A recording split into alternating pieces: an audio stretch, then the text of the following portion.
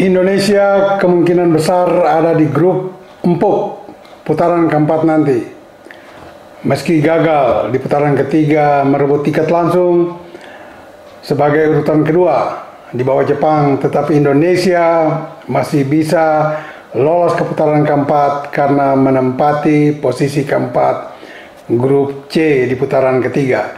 Semua rekan sahabat Rai Soccer TV tetap dan selalu bersama Bung Yas, dan jangan lupa like, share, comment, and subscribe.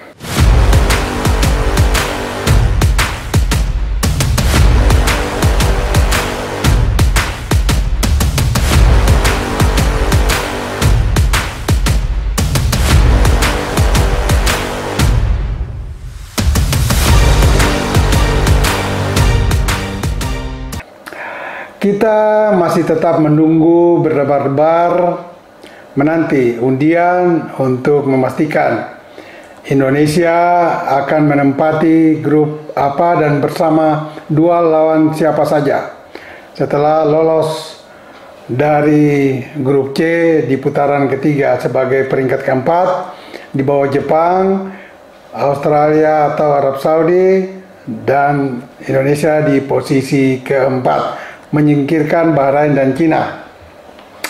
Putaran keempat sendiri akan dimainkan ya di dua kota di dua negara, di Arab Saudi dan di Qatar. Itu hampir pasti sudah diputuskan oleh Konfederasi Sepak Bola Asia atau AFC. Dan kemudian tanggal dimainkannya yaitu 8 sampai 14 Oktober 2025 ini.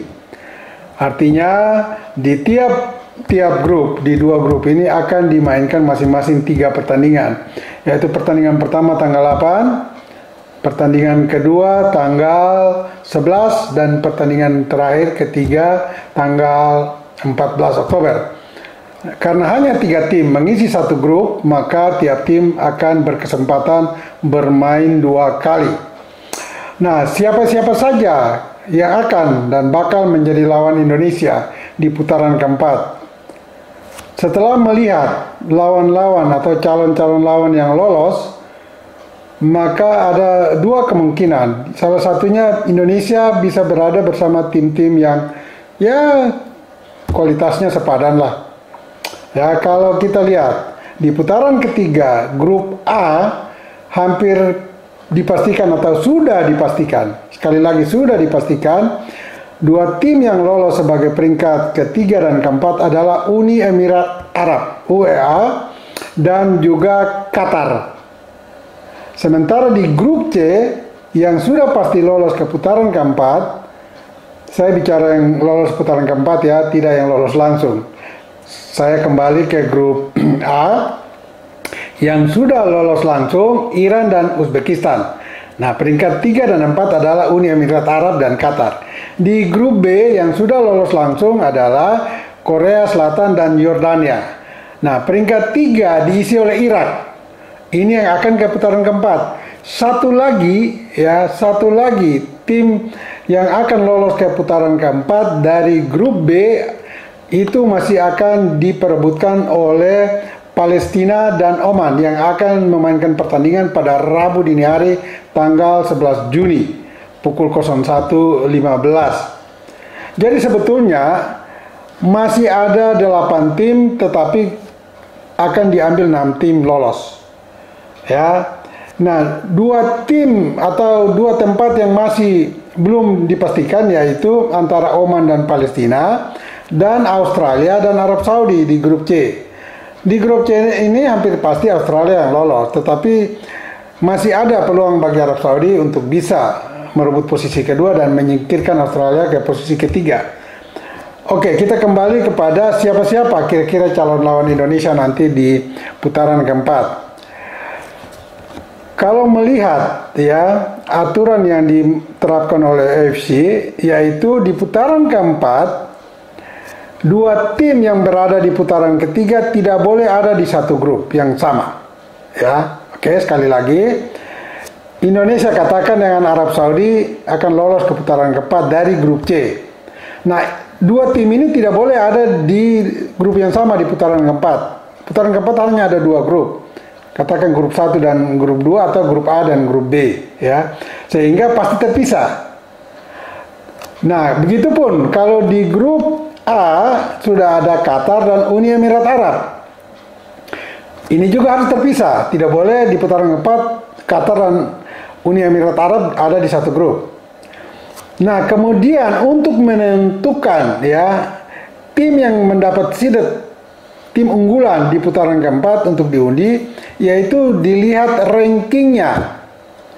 Nah, dari tim-tim yang sudah pasti lolos ke putaran keempat, yaitu katakan Qatar, kemudian Irak, kemudian Emirat Arab, kemudian Indonesia, maka peringkat paling tertinggi dari tim-tim itu adalah Qatar, karena menduduki peringkat ke-55 FIFA, ya, peringkat FIFA.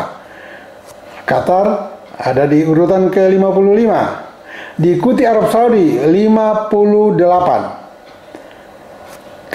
Kemudian ini juga mungkin tidak disengaja Arab Saudi dan Qatar jadi tuan rumah. Nah, otomatis kedua tim ini akan menjadi unggulan di putaran keempat sehingga harus dipisahkan. Kalau Qatar ada di grup 1, maka otomatis Arab Saudi ada di grup 2.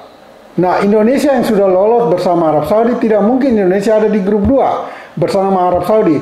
Otomatis Indonesia harus terhindar dari Arab Saudi, maka itu ada di grup 1 bersama Qatar. Begitupun Qatar yang lolos dari grup A bersama Uni Emirat Arab, tidak mungkin Uni Emirat Arab ada di grup yang sama dengan Qatar. Maka Uni Emirat Arab otomatis ada di grup 2 bersama Arab Saudi. Tinggal masing-masing grup satu tim lagi. Nah, dari grup B ini Irak sudah lolos. Nah, tim kedua yang akan lolos ditentukan nanti Palestina melawan Oman. Nah, siapapun yang lolos, ini kemungkinan kalau melihat peringkat, maka Irak lebih baik. Irak ada di peringkat ke-59, ya. Maka dia kemungkinan ada di grup 1 bersama Qatar, Indonesia. Sementara Palestina atau Oman di peringkat 77, Palestina di peringkat 103. Indonesia setelah mengalahkan Cina kemarin naik peringkat ke peringkat 116 dari 146. Tetapi itu melihat peringkat, kemungkinan Irak ada di grup 1 bersama Qatar dan Indonesia, sementara di grup 2 Arab Saudi, Uni Emirat Arab, dan Palestina atau Oman. Tetapi kalau diundi, kita semua berharap yang ada di grup 1 nantinya antara Oman atau Palestina. Kalau itu terjadi, maka ini grup sangat empuk. Indonesia tinggal harus berjuang habis-habisan, paling tidak, untuk mencuri kemenangan atau minimal draw dengan tuan rumah Qatar. Karena di atas kertas, sekali lagi di atas kertas, kalau Oman atau Palestina satu grup dengan Indonesia, maka peluang kita untuk meraih 3 poin dari salah satu 2 tim ini sangat besar. Nah, sehingga saya menyebut Indonesia ada di grup empuk sangat mungkin. Dan itu kira-kira yang akan terjadi di grup 1 Qatar, Palestina atau Oman, dan Indonesia. Di grup 2 Arab Saudi, Irak, dan Uni Emirat Arab. Nah, di putaran keempat ini akan diambil masing-masing juara dari tiap grup lolos langsung. Urutan kedua dari masing-masing grup akan bermain dalam pertandingan playoff untuk meraih tiket melakukan playoff antar konfederasi dengan salah satu wakil dari CONCACAF. Itu dimainkan nanti bulan Maret 2026. Tapi oke lah, kita konsentrasi dulu untuk meraih satu tiket di putaran keempat nanti. Sekali lagi, tetap Indonesia harus waspada karena yang dihadapi nanti ini adalah tim-tim dari Asia Barat yang memang secara pengalaman dan secara non-tenis sering merugikan Indonesia. Qatar sudah pernah melakukan itu dengan Indonesia. Tinggal yang lain. Tetapi kalau Irak yang bersama dengan Qatar dan Indonesia satu grup, nah ini cukup berat karena Irak memang selama ini sulit dikalahkan oleh Indonesia. Tetapi oke lah, dengan persiapan tim kita paling tidak dalam 2 bulan off season, yaitu Juni dan Juli, semua klub libur dalam kompetisi internal, maka PSSI dan juga tim pelatih Patrick Kluivert dan asistennya harusnya, ya sekali lagi harusnya, bisa memanfaatkan 2 bulan ini, Juni-Juli, untuk mempersiapkan diri secara matang. Karena apapun di putaran ketiga ini, semua tim akan bertarung habis-habisan. Minimal paling jelek ada di urutan kedua, sehingga bisa meraih tiket playoff lagi ke putaran playoff antar konfederasi. Dan kalau Kluivert bisa memanfaatkan, paling tidak menggalang, membuat solid kerjasama tim antar pemain, saling pengertian, maka kita masih punya harapan. Tetapi kalau Kluivert tidak menyiapkan tim secara lebih baik, karena ya kita harus jujur, melawan Cina terakhir pun kita belum meyakinkan betul. Bermain di kandang dengan semua pemain dan sebagian besar pemain yang sudah berpengalaman, tetapi hanya memetik kemenangan tipis 1 gol oleh Romani lewat titik penalti pula.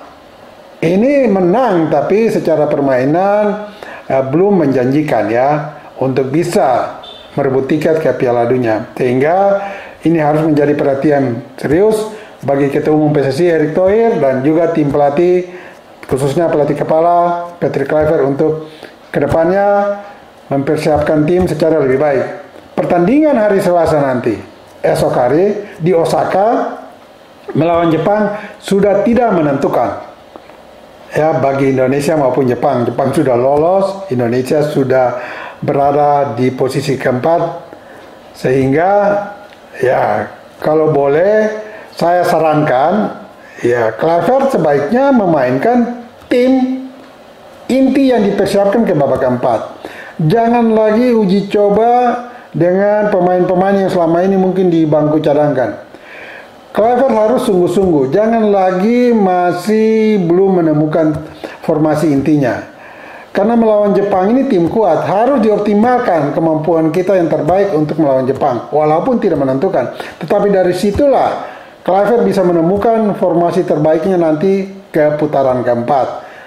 Sekali lagi, jangan memainkan tim lapis 2 atau sebagian besar pemain cadangan yang selama ini di bangku cadangan, tetapi turunkan tim terbaik untuk melawan Jepang. Karena dari situ sekali lagi Kluivert bisa menilai timnya sudah sampai di performa berapa persen terbaik untuk tampil di putaran keempat.